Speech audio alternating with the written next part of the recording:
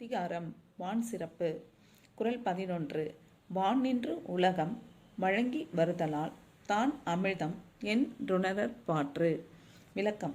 மழை பெய்ய உலகம் வாழ்ந்து வருவதால் மழையானது உலகத்து வாழும் உயிர்களுக்கு அமிழ்தம் என்று உணரத்தக்கதாகும். Hi friends, welcome to our channel.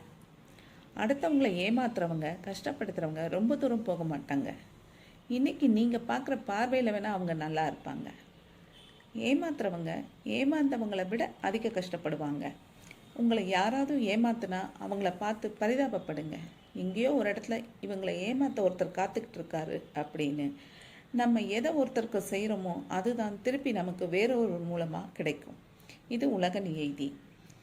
இந்த 2024 இந்த வருஷத்தில் நமக்கு கிடைச்ச இன்பம், துன்பம், இன்னும் எவ்வளவோ பிடிக்காத நிறைய விஷயம் நடந்திருக்கும். இதிலிருந்து அன்னப்பறவையை போல எப்படி பாலோடு கலந்த தண்ணியை பிரித்து அதுக்கு தேவையான பாலை மட்டும் எடுத்துக்குதோ, அதுபோல் மனிதராகிய நாமும் இந்த வருஷத்தில் நமக்கு கிடைச்ச நல்ல அனுபவங்களை மட்டும் எடுத்துக்கிட்டு கெட்டதை மறந்துட்டு முகமலர்ச்சியோட அடுத்த வருடமான 2025 வரவேற்க ரெடியாக இருப்போம். இந்த வீடியோ உங்களுக்கு பிடிச்சிருந்ததுன்னா என்னோட சேனலை சப்ஸ்கிரைப் பண்ணி சப்போர்ட் பண்ணுங்கள். தேங்க்யூ.